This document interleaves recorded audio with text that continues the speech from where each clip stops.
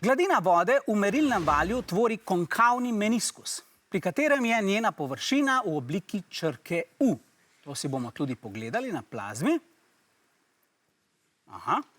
Katera tekočina pa v merilnem valju tvori konveksni meniskus? Je to A.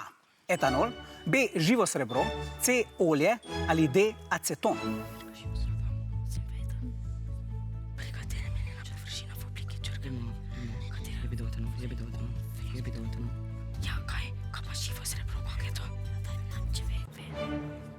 Obe ekipi sta odgovorili A. etanol. Pragersko, zakaj ste izbrali etanol? Zdelo se nam je pač najbolj prav. Na izločene smo šli pa približno tako. Dobro, se mi zdi kar težko vprašanje. Kako ste vi razmišljali, vijoličasti? Blaž? Ta se nam je zdel najbolj primeren od vseh. Najbolj primeren od vseh ostalih.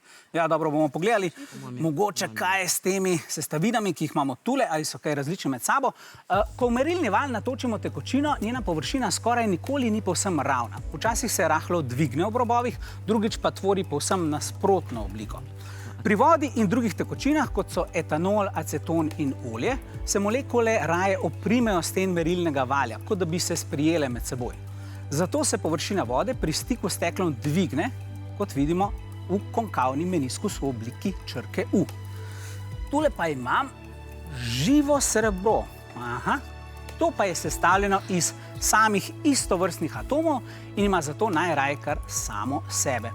Njegove kovinske molekule se med seboj zelo močno privlačijo in se stekla ne oprimejo, zato meniskus nima oblike črke U, temveč je obrnjen konveksen in je videti kot kupola. Razumevanje oblike meniskusa ni le laboratorijska zanimivost, natančno odčitavanje volumna tekočin v merilnem valju je zelo pomembno tudi v farmaciji, kemiji, medicini in na drugih znanstvenih področjih. Pravilen pa je bil tokrat odgovor B.